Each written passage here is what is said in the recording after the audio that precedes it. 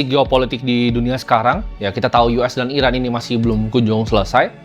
Dan di sini gue akan bilang ke kalian bahwa jangan untuk simpen cash. Ya, ini mungkin sedikit kalian bingung gitu ketika gue bilang jangan simpen cash. Tapi ini bukanlah opini dari gue pribadi ya. Ini opini dari Warren Buffett. Jadi tema hari ini adalah jangan simpen cash.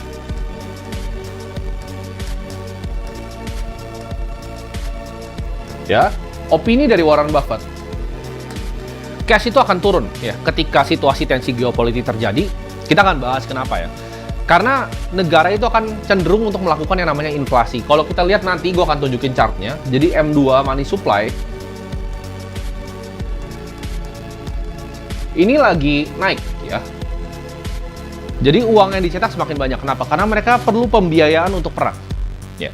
Jadi cash itu adalah aset terjelek. Ya, dan gue akan jelasin sebenarnya fungsi cash dalam portofolio supaya kalian ngerti ini nanti. Jadi jangan anggap cash ini sebagai cuma ini gue nunggu di saat nanti turun. Bukan untuk itu.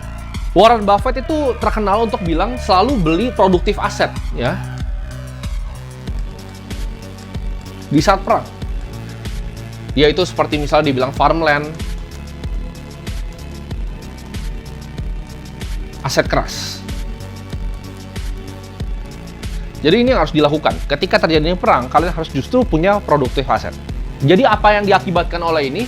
Ketika money supply naik, purchasing power akan turun. Atau bisa kita sebutnya daya beli, ya. Jadi ketika purchasing power dari cash itu turun, nilainya akan tergerus. Ya, kita udah lihat sekarang nilai cash di sekeliling dunia, ya. Mata uang yang kita sebutnya mungkin frontier atau emerging market, ya itu semuanya turun. Ya, kita mulai dari Filipina punya mata uang, kita lihat dari Thailand punya uang, ya Malaysia punya uang, bahkan Indonesia punya rupiah. Semua akan turun. Kenapa? Karena secara global kita bisa lihat dari percetakan uang, nanti gue akan tunjukin USD dan terutama yuan.